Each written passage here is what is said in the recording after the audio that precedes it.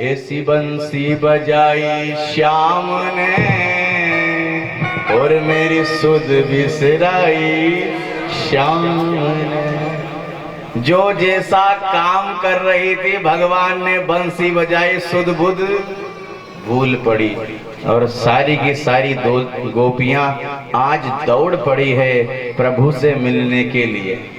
अब सारी गोपियां जब गई हैं भगवान के पास पहुंची, भगवान ने कि किस लिए आई है?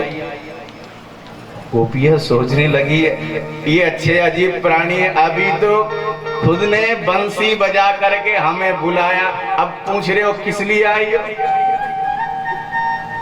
भाई आपको कोई निमंत्रण दे दे कि पंडित जी घर पे भोजन करने आना है और पंडित जी घर भोजन करने जाए, आप बोले पंडित जी किस लिए आए हो? निमंत्रण तो आपने नहीं दिया था इसलिए पंडित जी भोजन करने आए। प्रभु ने कहा अच्छा ऐसा घोर, ये हमको लगता है कि तुमको ये अभी पूर्णिमा की जो चंद्रमा है रात्रि देखने आई हो। हा?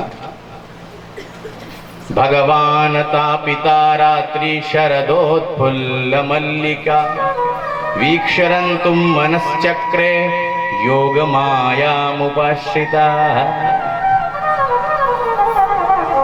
रात्रि भगवान पिता, भगवान ने बस रास का जब मन, वैसे तो भगवान अमना है, भगवान कैसे अमना, लेकिन आज यहाँ क्या लिखा है? आज भगवान ने मन को बुलाया, किस लिए? रास में जाने के लिए। वैसे तो भगवान अमना है और शरद पूर्णिमा की इस रात को बुलाया। सारी गोपियां जब पहुंची, अच्छा हमको लगता है शरदोत्फुल्ल मल्लिका, शरद में अच्छा चंद्रमा की छटा को आप देखने आई हो। गोपियां उठा अपने पांव से जमीन को कुरेद रही हैं, बोले आज प्रभु ने स्वीकार नहीं किया ना हमें, तो हे धरती मैया आप फट जाना, हम आप में समा जाएंगे। भगवान ठोक पीट करके देख रहे हैं। गोपियों ने कहा हम सब पति अपने माता पिता भाई सबको छोड़ करके ऐसी भरी रात में तुम्हारे पास आई है। भगवान ने कहा समाज क्या कहेगा, रात में डोलती फिरती हो। और पतिव्रता स्त्रियों का ये लक्षण नहीं है। तुम जानती हो पतिव्रता किसे कहते हैं? एक पंडित जी नित्य हवन करते, जैसे हमारे आदित्य जी नित्य होम करते। अब वो यज्ञ कुंड बड़ा था और किसान भी थे, तो यज्ञ करके और खेत से काम करके आ रहे, आकर के जब थक गए काम करके तो आकर के अपनी पत्नी की गोद में सर रख करके सो गए। अब उनका एक बालक खेलता खेलता और यज्ञ कुंड की ओर बढ़ने लगा। अब देवी जी देखे जा रही है। अब विडंबना यह है कि यदि उड़ करके जाती है तो जो पति देव सोए हुए थे उनकी नींद खुल जाएगी और पतिव्रत धर्म नष्ट हो जाएगा, और यदि उनको नहीं उठाती हैं तो बालक हवन कुंड में कूद जाएगा। जब उसका प्रभाव देखा और आंखों से अश्रुपात आने लगा। आंखों से अश्रुपात जब हुआ है और आंखों की एक आंसू जब गिरा, अग्नि देवता ने सोच लिया, बोले ये तो बड़ी पातिव्रत्य प्रभाव की स्त्री है, यदि मैंने इसके बालक को जला दिया तो ये मुझे नहीं छोड़ने वाली। इसलिए अग्नि देवता ठंडे हो गए। और जैसे ही जब वो रोई और आंसू गिरे और जैसे ही पतिदेव उठे, दौड़ करके अपने बालक को बोले देवी जी ये पातिव्रत धर्म का प्रभाव है। गोपियों ने कहा बोले प्रभु अच्छा एक कहानी हम भी सुनाए आपको। एक प्रेमिका और पति पत्नी दोनों। अब पत्नी रोज नित्य प्रति अपने पति की सेवा करती है, रोजाना का नियम है अपने पति की पूजा करके भोजन करती है। अब एक दिन पतिदेव को विदेश जाना पड़ा धन कमाने के लिए। अब उसे क्या करना चाहिए? बोले मिट्टी की प्रतिमा रखा के पूजन कर लो। ठीक है। अब एक दिन वो मिट्टी की पति की पूजन कर रही थी और पूजन करते करते क्या हुआ, असली पति दरवाजे पे आकर खड़ा हो गया। अब बोले प्रभु ये बताओ कि वो तो दुविधा में पड़ गई ना, कि वो मिट्टी के पति की सेवा करे कि जो साक्षात पति दरवाजे पर खड़ा हुआ है उसको जाकर के। बोले भगवान ने कहा बोले इसमें पूछने की क्या बात है, जब मिट्टी की पति नहीं, जब साक्षात पति आ गए तो मिट्टी के पति की पूजा करने से क्या फायदा। बोले प्रभु यही तो हम कहना चाहती हैं, ऐसे वर को कहा वरु जो जन्मे और मर जाए, वर वरियों गोपाल जी जाते चुड़ लो अमर है। बोले प्रभु ये संसार के जितने भी मानव तन पाने वाले लोग हैं ना, ये तो सब मिट्टी के पति हैं, और आज सारे मिट्टी के पति को छोड़ करके और हमको पता है कि आप ही हमारे पति हैं। हमने तो कात्यायनी मैया से आपको मांगा है। भगवान ने सोचा बोले आज तो बिल्कुल पक्का मन बना करके आए हैं, और भगवान ने रास में प्रवेश किया है। लेकिन हुआ क्या, जब रास प्रभु जैसे ही प्रभु रास में पहुंचे हैं, दोई दोई गोपी बिच बिच माधव। लेकिन आज गोपियों को अभिमान हो गया, बोले ये माधव तो हमारे बिना रह ही नहीं सकते, परमात्मा हमारे बिना नहीं रह सकते, और ये जीव थोड़ा सा भी अच्छा काम कर लेता है तो परमात्मा को भूल जाता है और अपने आप में अभिमानी बन जाता है। बोले मेरे जितना तो कोई हो नहीं सकता। गोपियों को अभिमान हुआ है। भगवान ने कहा बोले इनको भी अभिमान हो गया है, और अभिमान और हमारी पटती नहीं है। और भगवान गोपियों के बीच से एक सखी, पूरी श्री मतलब भागवत में राधा नाम कहीं नहीं आया। क्यों नहीं आया? इसलिए क्योंकि श्री सुखदेव जी महाराज के गुरु हैं राधा ने, और सुखदेव जी महाराज का अपने गुरु में इतनी आस्था है कि जब वो राधा नाम लेते हैं तो उनके 6 महीने की समाधि लग जाती है। और यदि वो कहीं श्रीमद् भागवत में राधा नाम ले देते तो परीक्षित का मोक्ष हो पाता क्या? नहीं हो पाता। श्री शब्द से संबोधन किया है, सखी शब्द से संबोधन आया है, लेकिन स्पष्ट राधा नाम का उच्चारण नहीं किया। और आज गोपियां विलाप करने लगी है। जीव को अभिमान हो जाता है, और जब जीव अभिमान की ज्वाला में जलने लग जाता है तो परमात्मा उससे दूरी बना लेते हैं। भगवान भाई निर्मल मन को भगवान मिलते हैं, और जहाँ व्यक्ति अभिमान में चूर मदांध हो जाता है वहाँ भगवान नहीं आते। भगवान फिर वहाँ से रास्ता हटा लेते हैं। और आज सारी की सारी गोपियाँ प्रभु को ढूंढने में लगी है कि कहीं तो मेरे ठाकुर मिल जाए, कहीं तो मेरे परमात्मा मिल जाए। वो गोपियाँ जब चलती है ना, आगे जैसे ही बढ़ी तो रास्ते में तुलसी का बिरवा मिला। गोपियों ने पूछा बोले मेरे माधव निकले क्या यहाँ से? हवा का झोंका आया तुलसी ने। बोले तू क्यों बताएगी, तू तो हमेशा, तू तो हमारी सौत है। उनके साथ जब तक तुलसी ठाकुर जी के भोग में नहीं लगती तब तक हमारे कन्हैया भोग को स्वीकार नहीं करते। तू तो हमारी सौत है, तू क्यों बताएगी? और जब आगे चली, फिर आगे बढ़े, आगे भूमि पर घास उगी हुई थी। पूछा बोले तुझे तो हमारे प्रभु ने अपने दांतों पर धारण किया है, बता तू बता मेरे हमारे माधव, हमारे प्रियतम कहाँ हैं, हमारे माधव कहाँ हैं? हम उनके दर्शन के लिए व्याकुल हो रही हैं, विकल हो रही हैं। बताइए हमारे माधव कहाँ हैं? और एक हवा का झोंका आता है, बोले तू भी तो हमारी सोच है, तू क्यों बताएगी? जब गोपियों और आगे बढ़ी है, सोचने लगी, बोले अब माधव तो हमको मिलने वाले नहीं हैं। और गोपियों ने क्या किया है? भगवान की लीला का स्मरण करने लगी है। कोई अकासुर बोले प्रभु हम गलत करेंगे तो ठाकुर आकर के हाथ पकड़ लेंगे, ऐसे नहीं गोपियां ऐसे करो, ऐसे नहीं गोपियां ऐसे करो। एक अकासुर बन गई, एक बकासुर बन गई, एक पूतना बन गई, और एक गोपी कृष्ण बन गई। आकर के उसने पूतना को मार दिया। ठाकुर आएंगे, बोलेंगे नहीं तुम गलत कर रही हो, ये ऐसे होगा। लेकिन प्रभु नहीं आए। जीव अभिमानी इतना है कि ठाकुर आते नहीं। पर आज सारी की सारी गोपियां बोले आज प्रभु आप नहीं आएंगे तो यमुना में इस शरीर का प्राणांत कर देंगे।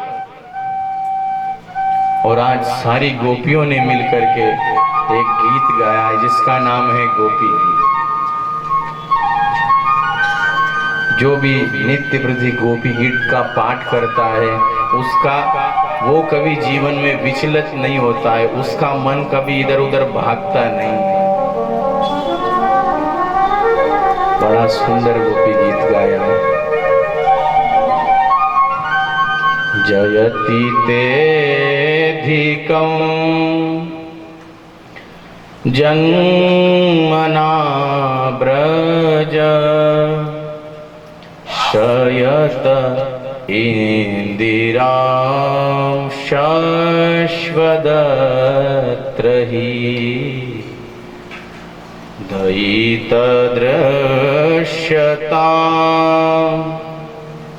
दीक्षुतावकाश त्वयि धृता सवस्त्वां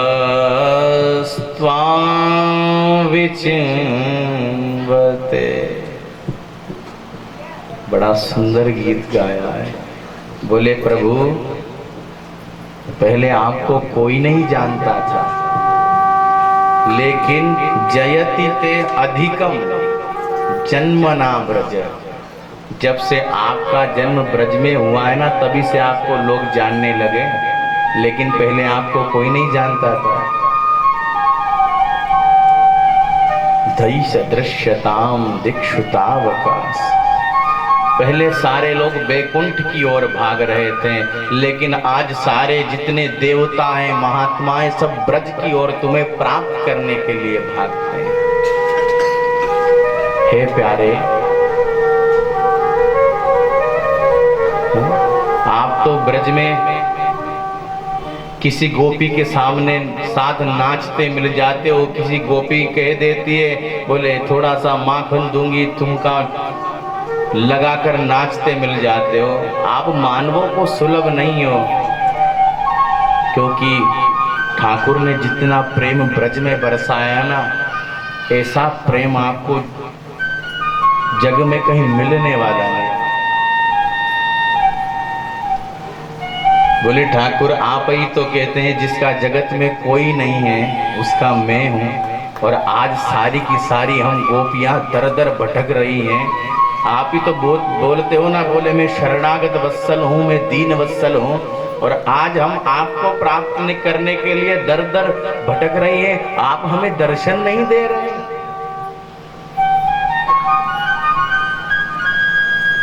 बोले प्रभु जब अपने विरह में मारना ही था तो हमें क्यों बचाया?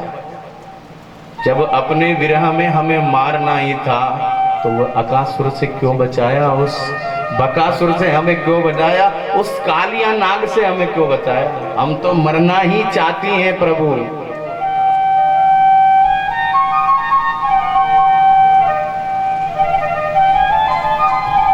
हे प्यारे अब तो दर्शन किए दो। आपकी तो प्रतिज्ञा है ना, बोलो जो मेरे लिए एक कदम चलता है मैं उसके लिए 7 कदम जोड़ करके आ जाता हूँ। आज तो हम आपके लिए ही दौड़ती भागती फिर रही हैं, फिर भी हे प्यारे, हे मेरे ठाकुर, क्यों नहीं दर्शन दे रहे हो? दर्शन दे दो। लेकिन ये निष्ठुर है, नहीं माना। बोले प्रभु, हम तो आपके विरह में पहले से ही मर रही थी और आज आप हमको छोड़ करके चले गए। अब तो हमको तो लगता है कि हमको इस यमुना में कूदना ही पड़ेगा और कोई सहारा ही नहीं है मेरे पास कोई दूसरा सहारा नहीं है। हम तो मर जाती, लेकिन आपकी कथाएं जो है ना प्रभु, मरने नहीं देती। हमने मरने का खूब प्रयास किया, खूब प्रयत्न किया, लेकिन तव कथामृतम तप्त जीविनम। हमने खूब प्रयास किया कि हम इन देह को छोड़ दे, प्राणों को त्याग दे, लेकिन जब जब आपकी कथाएं सुनती है तो मन करता है बस हम आपके होकर के रह जाएं। इसलिए प्रभु, हे प्यारे, आपकी ये कथाएं मरने नहीं देती।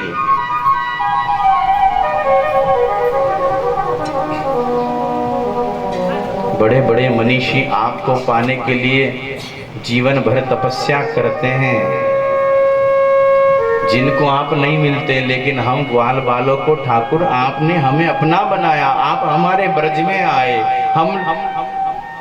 लेकिन हम ही कपटी निकली। क्यों? बोले हम आपसे प्रेम कर बैठे। हमें तो आपसे प्रेम करना ही नहीं चाहिए था, हमको नहीं पता था कि आप इतने निष्ठुर निकले।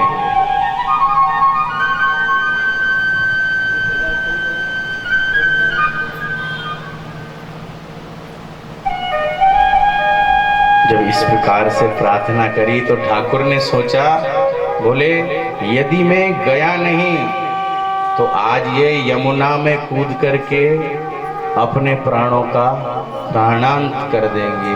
और ठाकुर जी मंद मंद मुस्कुराते हुए, तासामावर भुच्छौरी स्मयमाना मुखाम्बुजः पीताम्बरधरस्त्रग्वी साक्षात मन्मथ। गोपियों की विकलता को देखकर प्रभु मंद मंद मुस्कुराते हुए ब्रज गोपियों के बीच में प्रकट हो गए। कैसे प्रकट हुए? साक्षात मन्मथ। जो कामदेव के मन को भी मथने वाले हैं, ऐसे कामदेव के स्वरूप में भगवान प्रकट हो गए।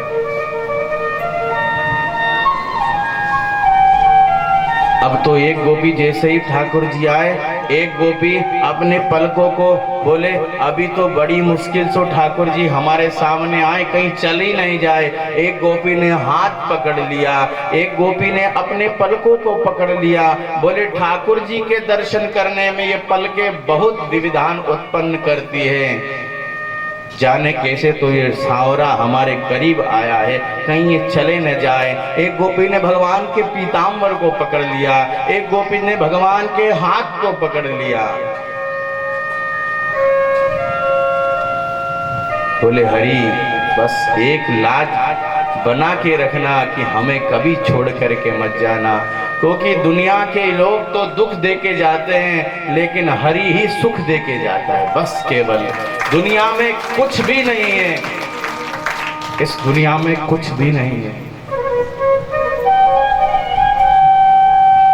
जो प्रभु नाम में सुख है वो कुछ में नहीं है। आप सोचो कि परिवार सुख देगा, कभी नहीं देगा।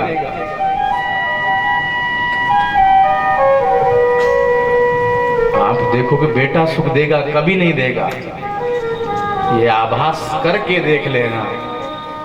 लेकिन जीव की सत्यता यही है कि व्यक्ति का यदि सुख लिखा हुआ है, हरि के चरणों में लिखा हुआ है, परमात्मा के चरणों में लिखा हुआ है, और संसार में कहीं सुख नहीं है।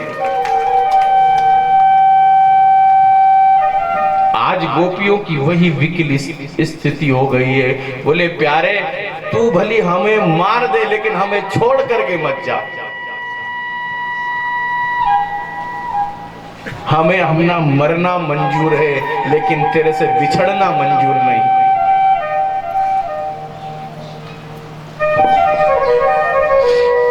तेरे से बिछड़ना मंजूर नहीं है प्यार। और आज प्रभु ने सारी गोपियों के बीच प्रकट होकर के रास किया।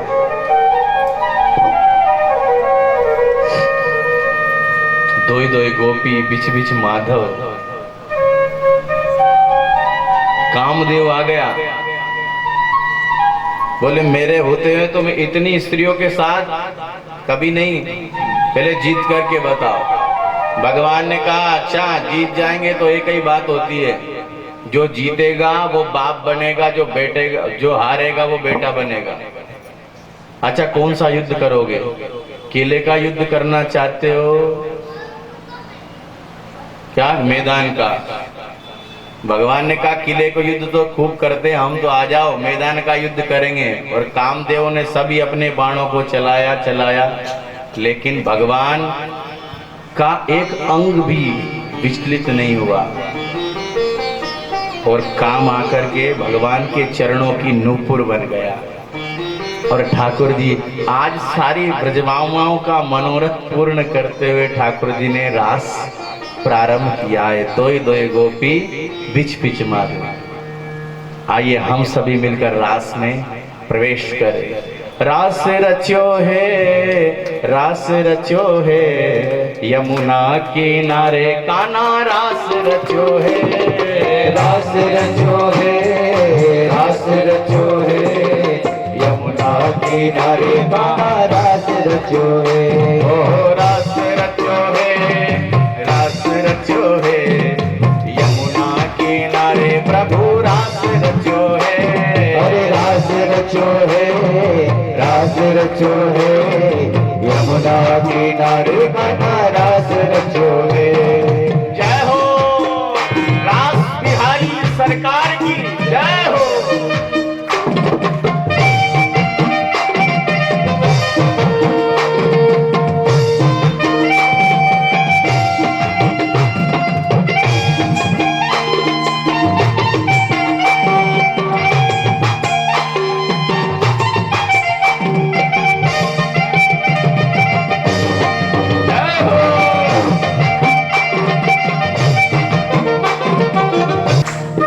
राधा नाचे कृष्ण नाचे, नाचे गोपी जन। राधा नाचे कृष्ण नाचे, नाचे गोपियन। राधा नाचे कृष्ण नाचे, नाचे गोपी जन। राधा नाचे कृष्ण नाचे, नाचे गोपियन। मन मेरो बन गयो सखीरी पावन वृंदावन। मन मेरो बन गयो सखी वृंदावन। मन मेरो बन गयो सखीरी पावन वृंदावन। अरे मन मेरो बन गयो सखी पावन वृंदावन। रास रचो है, अरे रास रचो है यमुना किनारे प्रभु, रास रचो है। अरे यमुना किनारे प्रभु, रास रचो है। यमुना किनारे कान्हा, रास रचो है। यमुना किनारे कान्हा, रास रचो है। जय हो रास बिहारी सरकार की जय हो।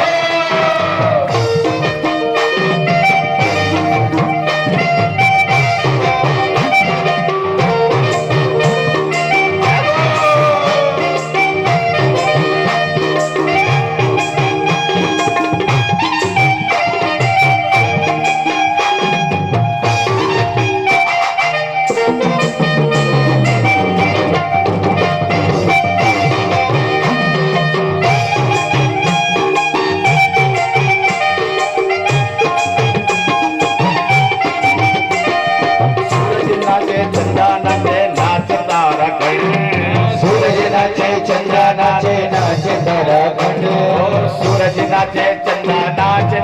तारा गण। ढोल नाचे चंदा नाचे, नाच तारा गण। मन मेरो बन गयो सखीरी पावन वृंदावन। अरे मन मेरो बन गयो सखी पावन वृंदावन। मन मेरो बन गयो सखीरी पावन वृंदावन। अरे मन मेरो बन गयो सखी पावन वृंदावन। रास रचो है, रास रचो है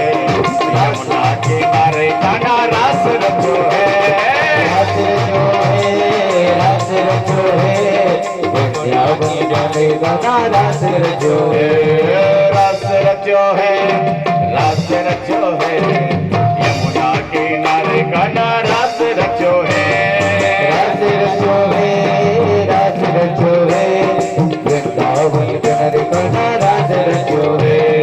जय हो रास बिहारी लाल की जय हो।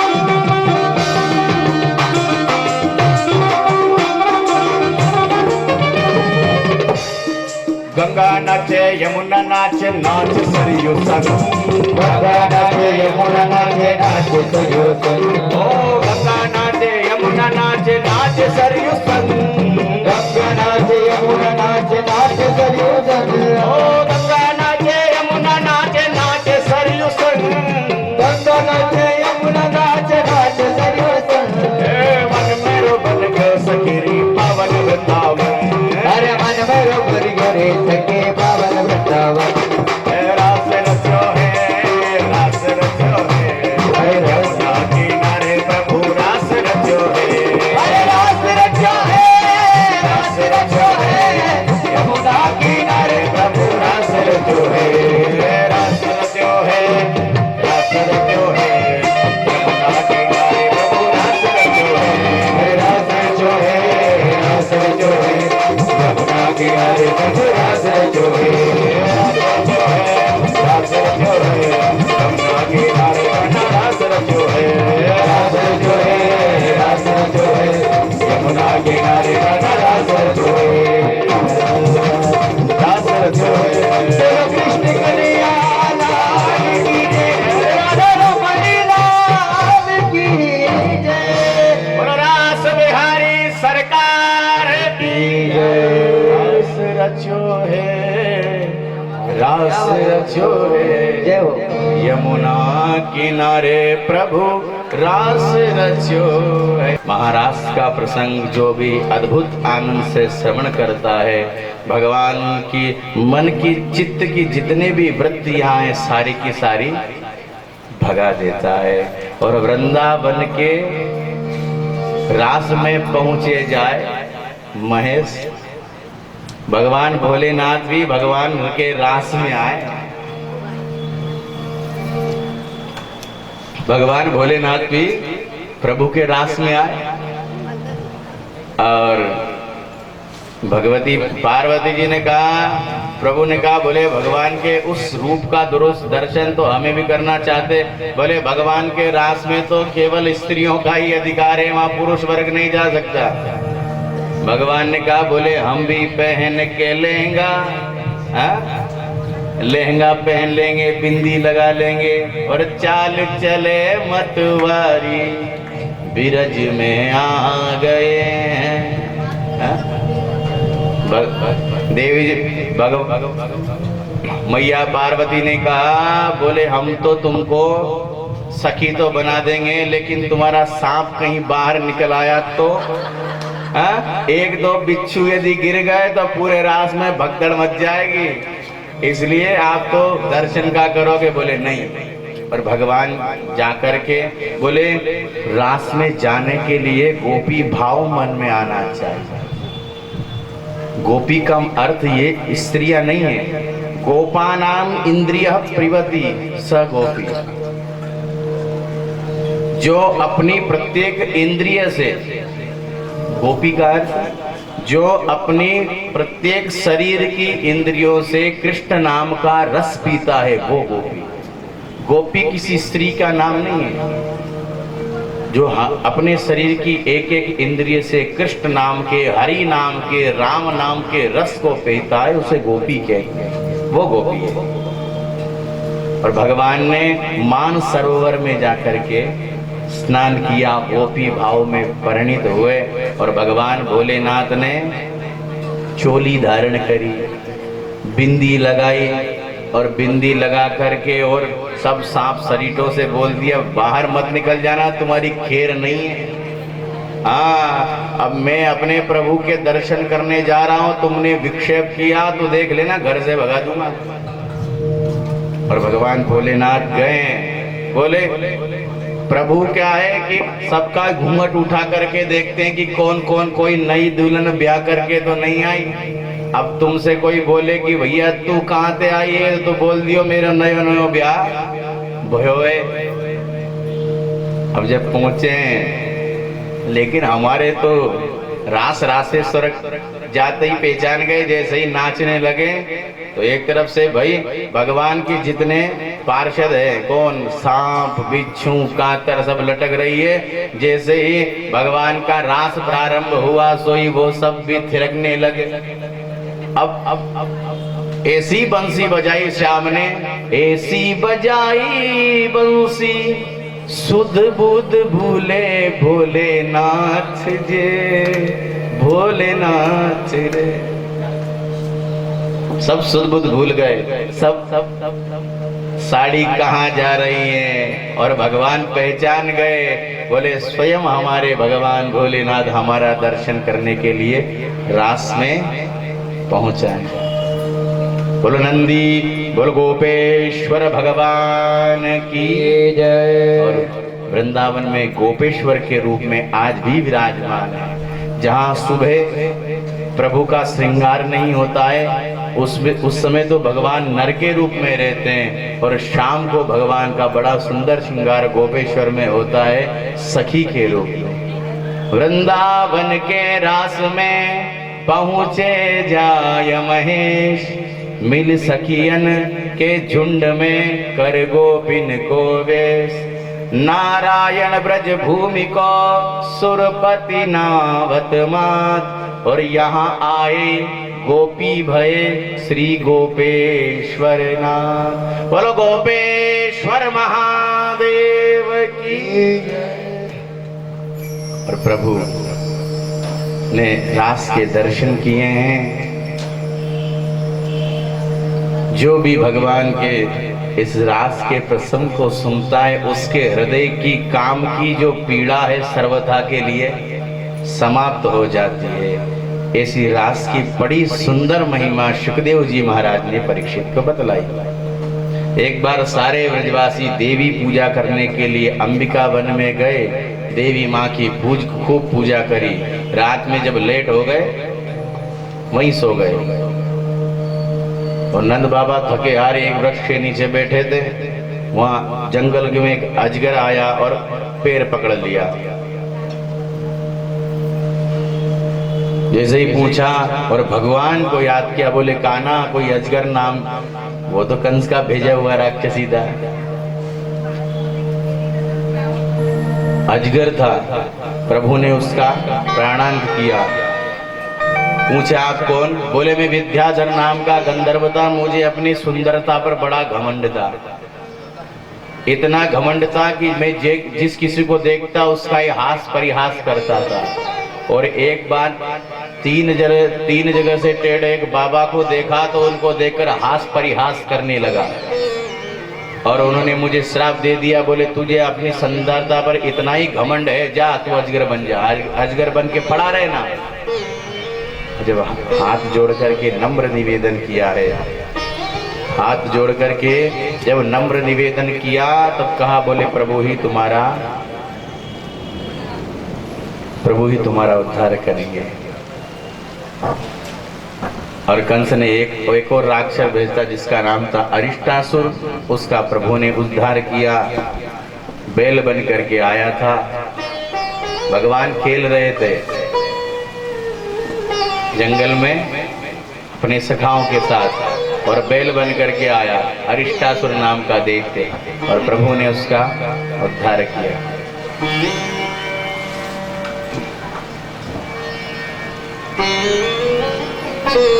एक बार नारद जी के मन में आया, प्रभु जी नारद जी गए कहाँ? कंस के पास। और कंस की बुद्धि खराब कर दी। बोले जिस कृष्ण रूपी कैंसर को तो अभी तक ढूंढ ढूंढ के पागल हो गया है, वो और कोई नहीं, नंद बाबा का छोरा है। वसुदेव का पुत्र है और नंद बाबा का छोरा है, और कोई नहीं है। इसलिए देख, यदि तुझे जीत हासिल करनी है और तुझे अपने शत्रु का विनाश करना है तो मेले ठेले के बहाने उनको मथुरा बुला लो, और मैं कंस को मरा हुआ देखना चाहता हूँ। उधर प्रभु से बोल दिया, बोले प्रभु कंस का अत्याचार इतना बढ़ गया है, इसलिए अब मैं आपके हाथों से ही दोनों तरफ। नारद जी महाराज ने क्या लगा दी, हाथ। और किसको भेजा जाए, अक्रूर जी को भेजा। अक्रूर जी को जब भेजा है, अक्रूर जी ने तो पहले ही बातें सुन ली थी। अक्रूर जी ने पहले ही बात सुन ली थी। बोले ये तो कि कृष्ण बलराम को यहाँ बुला करके और मरवा डालेंगे। और अक्रूर जी भगवान कृष्ण से बड़ा प्रेम करते हैं। जब पहुंचे हैं, पहले तो मना किया। कंस ने कहा मेरे हाथ से मरना चाहता है तो वैसे बता दे। अक्रूर जी ने कहा तेरे हाथ से तो मरने तो अच्छा है कि मैं अपने परमात्मा के पास ही होया। जब पहुंचे, रथ को लेकर के अक्रूर जी जा रहे हैं। अक्रूर जी जब रथ को लेकर के गए, सुबह से लेकर के शाम हो गई, परमात्मा का चिंतन किए जा रहे हैं कि वो ठाकुर मेरा कैसा होगा। शाम हो गई, रथ की लगाम छूट जाती है, और जैसे ही मथुरा में पहुंचते हैं तो भगवान गोदोहन करके आ ही रहे थे। भगवान उनके चरण रज पर, उन ब्रज की रज पर चरण चिन्ह लगे थे, जाकर के लोट लगा दी।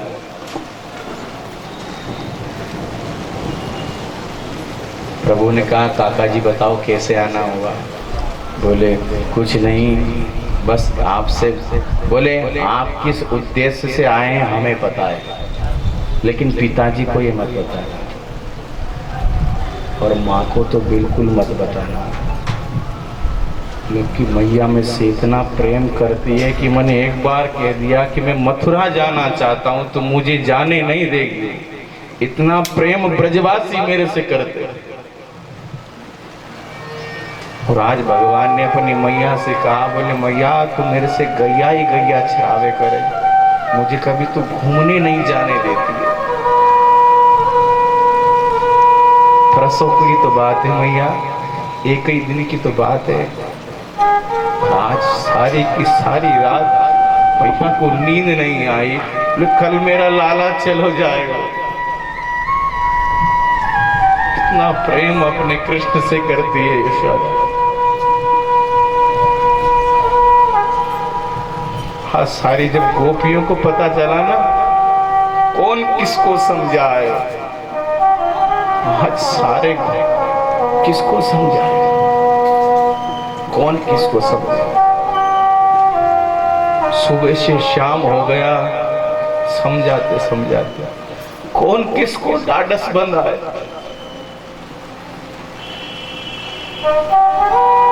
श्री कृष्ण भी प्रेम विह्वल हो रहे हैं। कभी बछड़ों को हटाते हैं तो गोपियां आ जाती है, गोपियों को हटाते हैं तो सारे ग्वाल बालों ने रास्ता रोक लिया।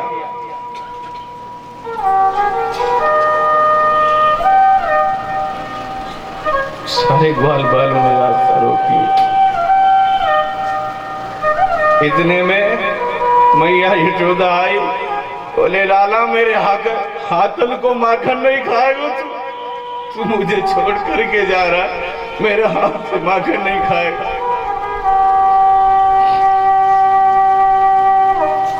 कौन किसको समझाए, लेकिन सब निकृष्ट होकर पड़े।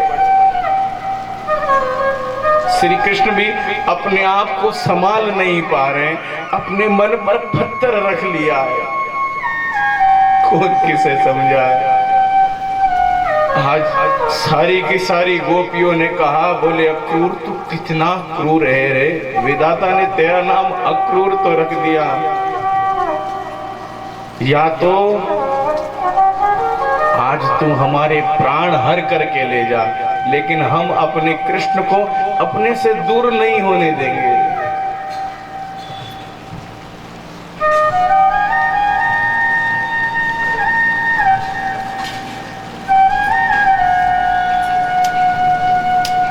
आगे बढ़े,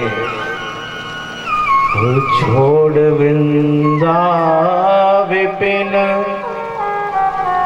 कुंज यमुना पुलिन, श्याम मथुरा चले, श्याम मथुरा चले।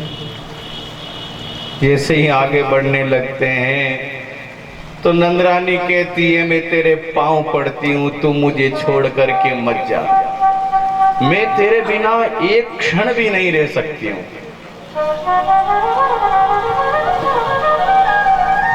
एक क्षण भी मैं तेरे बिना नहीं रह सकती हूं। ये मन तुझे बार बार देखने को करता है, मैं तो रह ही नहीं सकती हूं तेरे बिना। और हाथ जोड़ करके प्रार्थना करती हूं, लाला तू मत जा, लाला तू मत जा। ओ रे कन्हैया पढ़ूं तेरी पैया, ओ रे कन्हैया पढ़ूं तेरी पैया। मत जा मत जा मत जा मथुरा, मत जा मत जा मत जा मथुरा। ओ रे कन्हैया पढ़ूं तेरी पैया, ओ रे कन्हैया पढ़ूं तेरी पैया। मत जा मत जा मत जा मथुरा, मत जा मत जा रे मथुरा। ओ रे कन्हैया पढ़ूं तेरी पैया, ओ रे कन्हैया पढ़ूं तेरी पैया। मधुबन की गलियों में तोड़ लगाए, मधुबन की गलियों में तोड़ लगाए। चोरी चोरी माखन अब कौन खाए, चोरी चोरी माखन अब कौन खाए।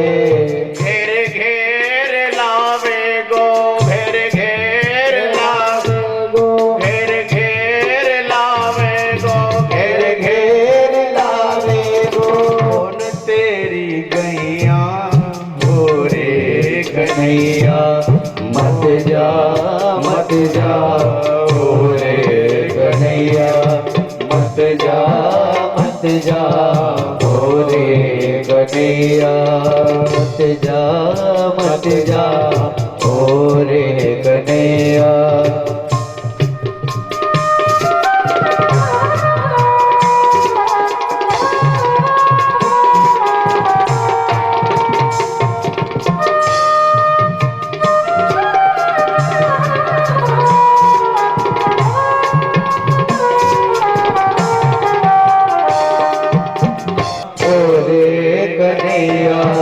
मत जा रे मथुरा, ओ रे कन्हैया मत जा रे मथुरा, ओ रे कन्हैया मत जा मथुरा।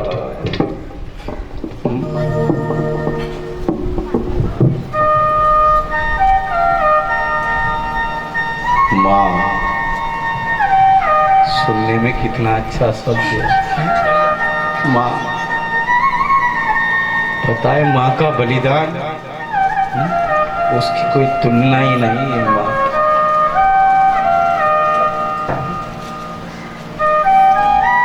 कोई तुलना की जा सकती है माँ के बलिदान?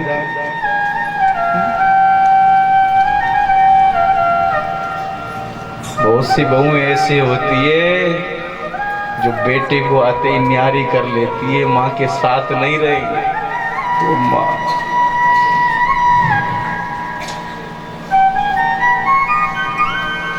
लेकिन माँ के बलिदान को भी कोई समझने वाला इस समस्या आप दिखा रहे ऐसे लड़कों जो अपनी माँ की कदर नहीं जानता। यदि लड़का बहू के माँ के पास मिलने चला जाता है ना तो कहती है माँ के पास मत जाया कर, तनख्वाहों में से कछु दे के आए के लोगों।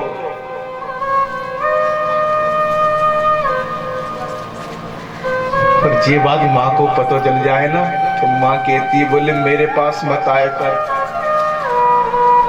तेरी बहू तोते कलेश करती है और ये बात मुझे अच्छी नहीं लगती है, और तनख्वाह मिले जब तो बिल्कुल मत आया। मेरे तो हाथ पांव भगवान ने दिए हैं, अभी इनको कछु ना है बिगड़ो, मेरे तो भगवान भरोसे गुजारो चल जाएगा। पर मुझे ये बात अच्छी ना लगे कि तेरी बहू तोते कलेश करे, मेरे पास मत आया कर।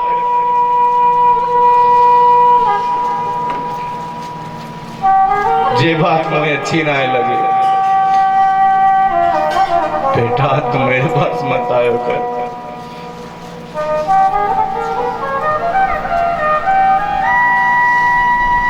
झूठे कि माँ अपने बेटी का कन्यादान करती है, ये झूठी बात है। ये झूठी बात है कि माँ अपने बेटे का कन्यादान करती है। अपने पाले परोसे बेटा को दूसरे की लड़की के हाथ में देती है, जा ले जा, तो ही दियो मैंने, जा ले जा, तो ही दियो जे। लेकिन सच बात तो ये असलियत में अपने बेटे का बलिदान मां करती है। ऐसा बलिदान संसार में कोई दूसरा होगा? बहू तो घर की मालकिन बन जाती है,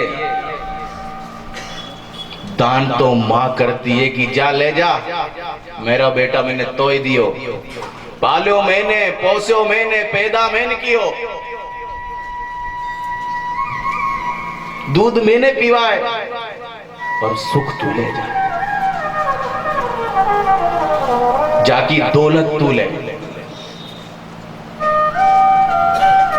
जाकी कमाई तू ले, जाके खेतन ने तू ले, और जाके मकान ने तू ले, और जाके ही नहीं, जितनों मैंने जिंदगी में कमायो बाय भी तू।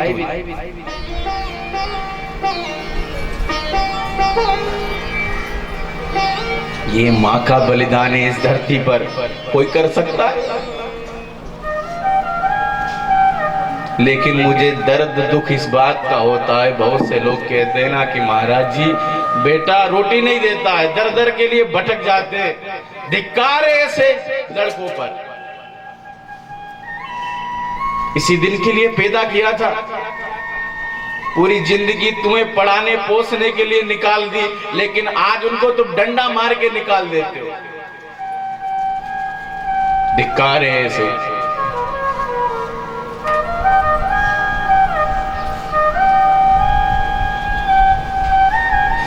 जब औलाद कमा करके लाती है ना तो माँ सोचती है कि छोरा आए रो है, 2-4 हजार तो हाथ में देगो ही सही।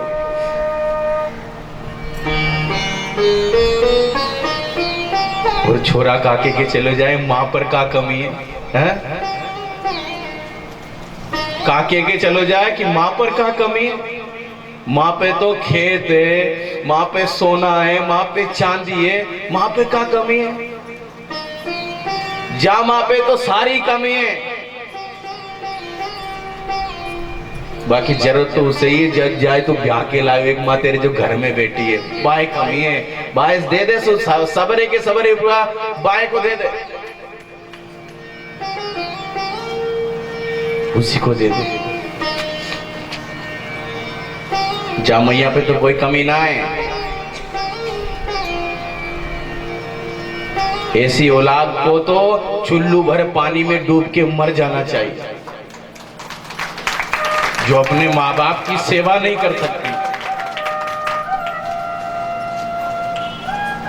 क्योंकि जीवन में माँ का महत्व कितना होता है और पिता का महत्व कितना होता है।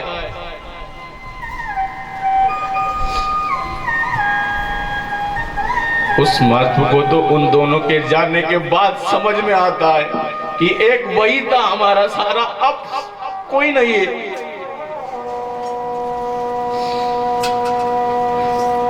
एक सहारा, बाप का साया, माँ का साया। जब तक माँ बाप का साया होता है ना तो सब हम ऐसे जीते हैं जैसे राजा जी रहा है, राजा। लेकिन जब किसी का बाप चला जाए, जब किसी की माँ चली जाए तो न परिवार काम आता है न सगे संबंधी काम आते, सारे हाथ छोड़ करके चले जाते। मानो कि उन 12 दिन के बाद हम अनाथ हो गए, अब हमारा संसार में कोई, इस संसार में हमारा कोई नहीं है। लेकिन माँ बाप के महत्व को समझो महाराज। माँ बाप संसार में तुम्हें जीवन में दोबारा कभी माँ बाप नहीं मिल पाएंगे। उनको समझो, वो तुम्हारा भला ही सोचेंगे, बुरा नहीं सोचेंगे, वो आपका भला ही सोचेंगे। आप कितने ही लाठी डंडा अपने माँ बाप को मार लो, फिर भी वो आपके पास ही आएंगे। ये मेरा बेटा है, ये मेरा पुत्र है। धिक्कार है ऐसी औलाद को जो अपने माँ बाप की सेवा भी नहीं कर सकती। तू ब्याह के लाए हुआ, उसे ही सारी की सारी सबरी की सबरी जरूरत है। पूरी तनख्वाह माँ को दे दे, पूरी पेंशन माँ को दे दे, लेकिन क्षमा करके लाता है जब कहता है माँ पे का कमी है, माँ का करेगी। अरे तू अपनी तनख्वाह में से पूरी तनख्वाह नहीं दे तो कछु माँ को ही दान कर दे। दुनिया को तो तू दान करता नहीं, तो माँ को ही दान कर दे, पिता को ही दान कर दे, कछु माँ बाप को ही दान कर ले। धिक्कार ऐसी औलादों को। और माँ बाप तो उनके डर से इतने खिसियाने से हो जाते हैं कि उनसे कुछ मांगने में भी डर लगता है कि कुछ मांग लिया तो बहुएं ताने मारेगी कि बता तेरी माँ में इससे क्या मांग रही है। क्या माँ का बेटे पर इतना भी अधिकार नहीं है बहू के आने के बाद ये अपने पुत्र से कुछ मांग ले? इतना भी अधिकार नहीं रहा क्या? धिक्कार है ऐसी औलादों को महाराज, धिक्कार। जीवन में माता पिता का महत्व तो उनके जाने के बाद ही समझ में आता है। जब पूरी जिंदगी संघर्ष में बीतती है ना, तब पता चलता है। क्योंकि माँ के राज में, बाप के राज में तो हम खूब आनंद के साथ 10 का मोबाइल चलाओ, 50 का मोबाइल चलाओ, लेकिन जब खुद की जेब से पैसा खर्च होता है तब पता चलता है कि माँ क्या होती है, बाप क्या होता है।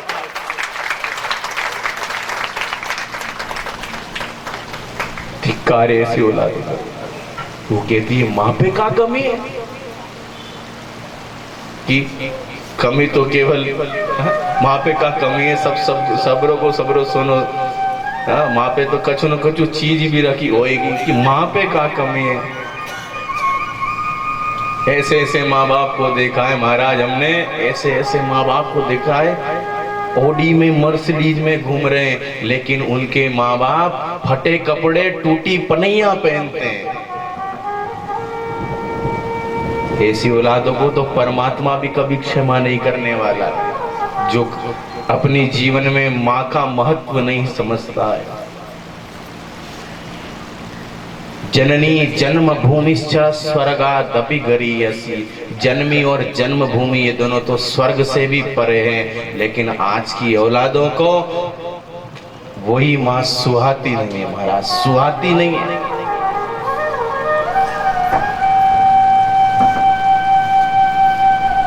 उस समय माँ बाप ने सुख नहीं भोगे थे, जिस समय अपनी औलाद को सुख दिया, खुद गीले में सोए और अपने बालक को सूखे में सुलाया। वो कर्ज कभी जिंदगी में उतरने वाला। तुम कितना ही परिश्रम कर लो, कितना ही कुछ कर लो भैया, न तो माँ का कर्ज उतारा जा सकता है, न बाप का कर्ज उतारा जा सकता है।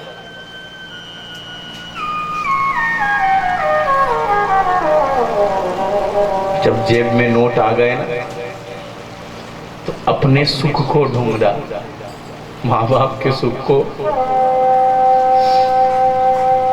जेब में नोट आ जाते ना, नोट, खुद के सुख को ढूंढते हैं आज के लोग। माँ बाप को नहीं देखते हैं कि मेरे माँ बाप दर दर भटक रहे।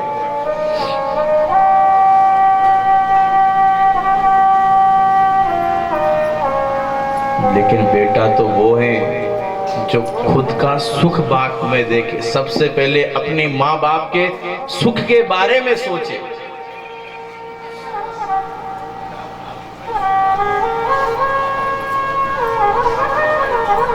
कोशिश करें माँ को अपना देवता माने, बाप को अपना भगवान माने। एक बार इस देवता के चरणों में प्रणाम मत करो, लेकिन उन दोनों देवताओं को कभी जिंदगी में मत छोड़ो। बस ये बात गांठ मान लेना।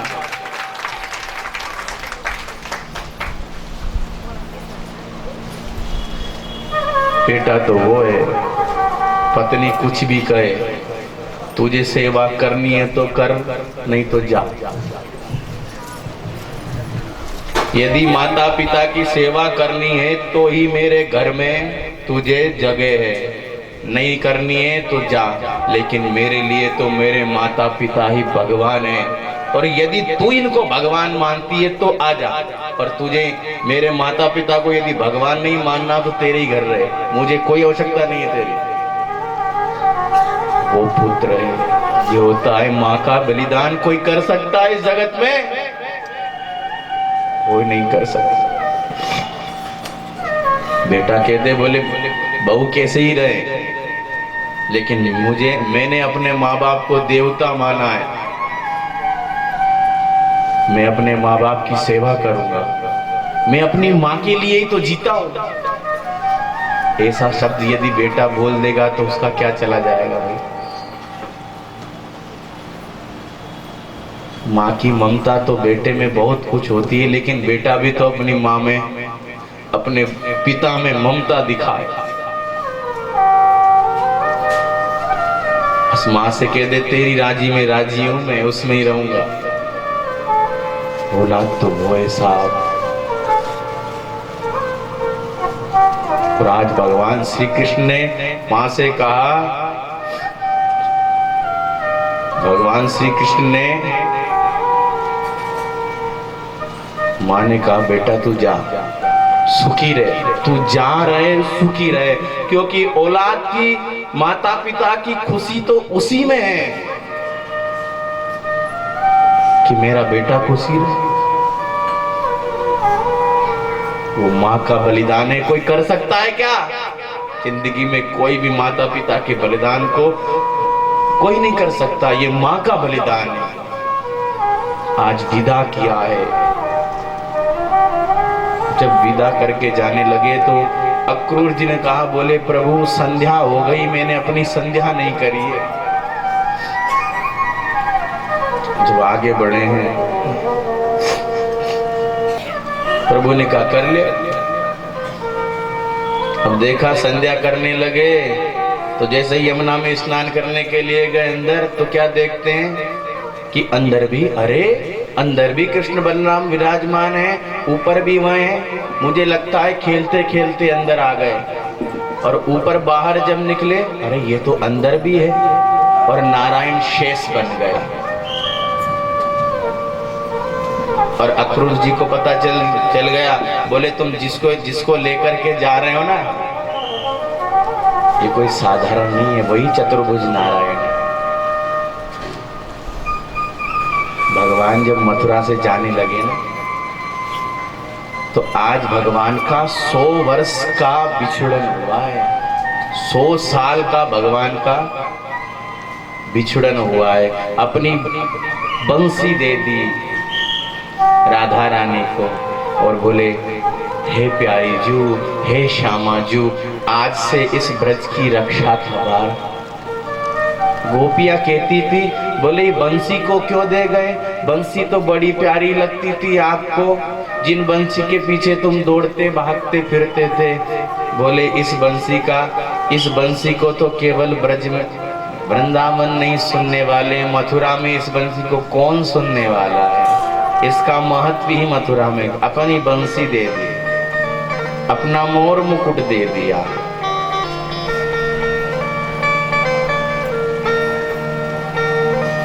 और गए हैं मथुरा में। जब पहुंचे ना, मथुरा में जब पहुंचे तो भगवान ने कही, भगवान ने कही हम आगे आगे चलते हैं और सारे ब्रजवासी कल आ जाएंगे। महाराज कंस ने मेले का आयोजन किया।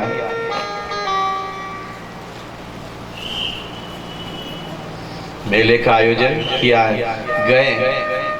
और अब तो ब्रज मां मथुरा में हल्ला है, वो भैया पूतना को मार बेवारो आ गयो है, कंस अकासुर बकासुर केसी को मार बेवारो आ गयो।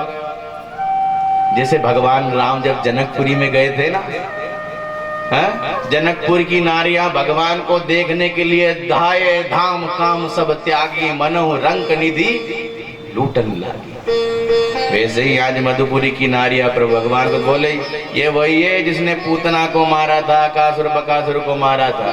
अब ब्रजवासियों ने पूछा, बोले लाला जी कौन की नगरी है? वो तो ही ना पता, ये मैं तो मामा जी को घर है।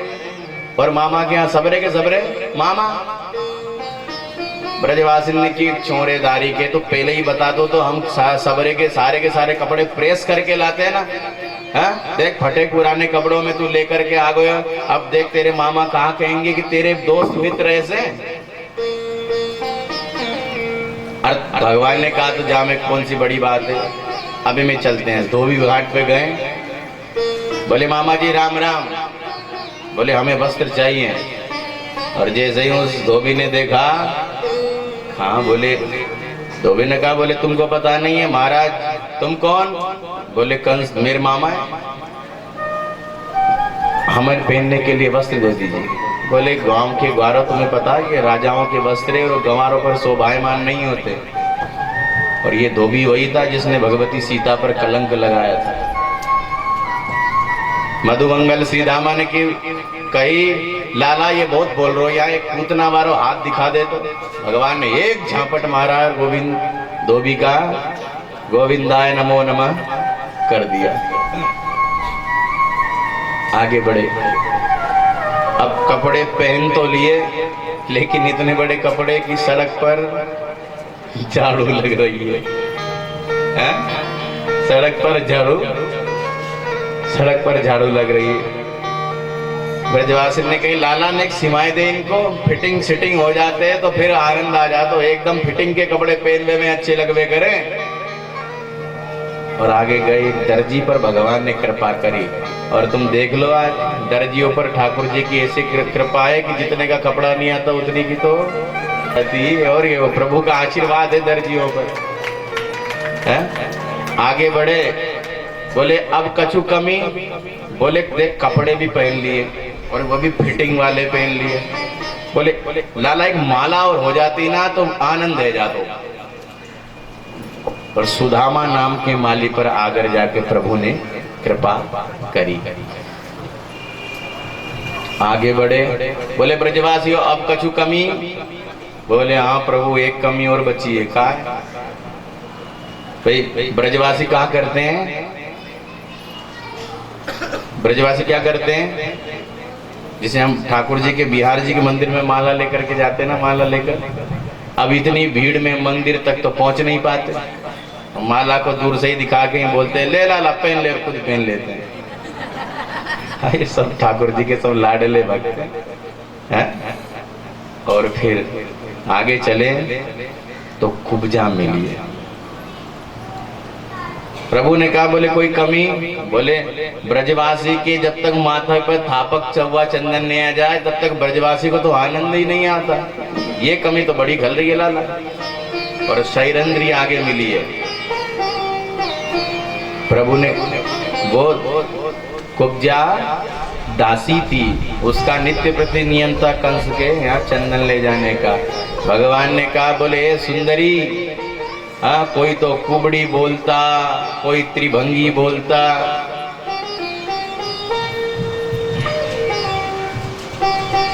कोई कुबड़ी बोलता, कोई त्रिभंगी बोलता, लेकिन आज कुब्जा ने सोचा, बोले ये मेरे को परम सुंदरी बान बोलने वाला कौन आ गया?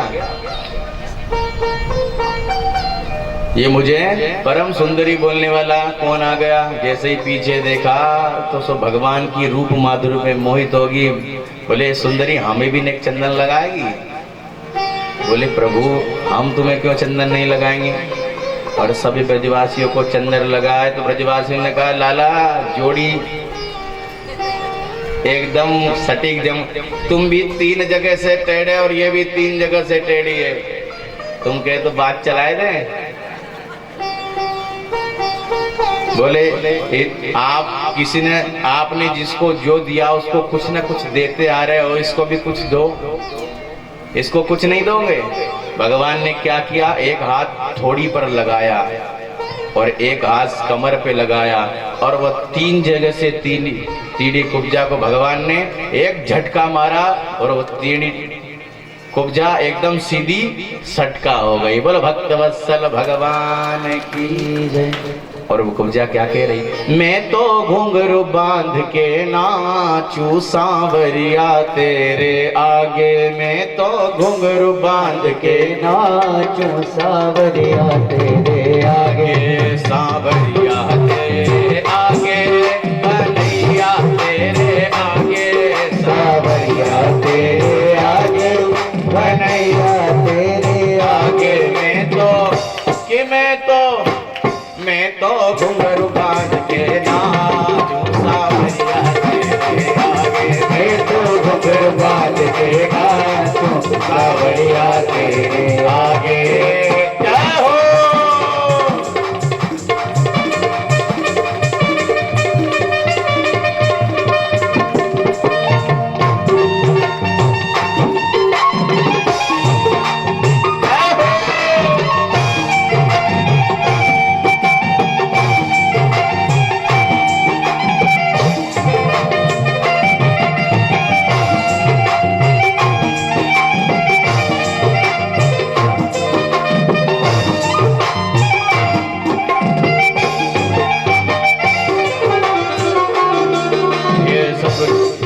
सब लोग लाज बिसराऊं, मैं तेरे ही गुण गाऊं।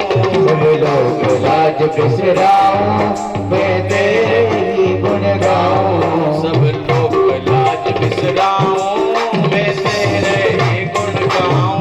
सब लोग लाज बिसराऊं, मैं तेरे गुण गी गाऊं। ऐसा ओ ऐसा ओ ऐसा प्रेम मगन होना, ऐसा प्रेम मगन हो जाऊं सांवरिया तेरे आगे।